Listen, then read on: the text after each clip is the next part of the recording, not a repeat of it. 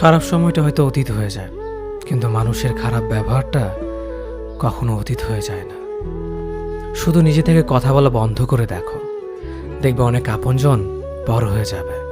আসলে কেউ আপন হয় না। যারা তোমার ক্ষতি চায় তাদের আঘাত করবে না, তাদের সামনে একটু হাসি মুখে বাঁচবে। দেখবে তুমি আঘাত করলে যা কষ্ট পেত, ওরা তার থেকেও বেশি কষ্ট পাবে। যত মিশবে ততই মানুষ চিনবে, অভিনয় যে কত প্রকার হয় তা বুঝতে পারবে। সবাইকে তোমার সত্যতা জানানোর দরকার নেই, যে যা ভাবে তা নিয়ে সমালোচনা করতে দাও।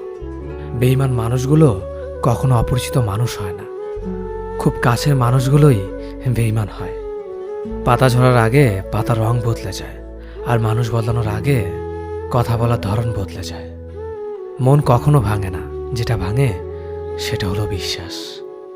কেউ যদি তোমার সাথে কথা বলা বন্ধ করে দেয়, তাহলে বুঝে নিও তোমার পিছনে তারা তোমার নিন্দা করা শুরু করে দিয়েছে। ভুল মানুষের কাছে প্রত্যাশা রাখি বলে আমরা দুঃখ পাই বেশি।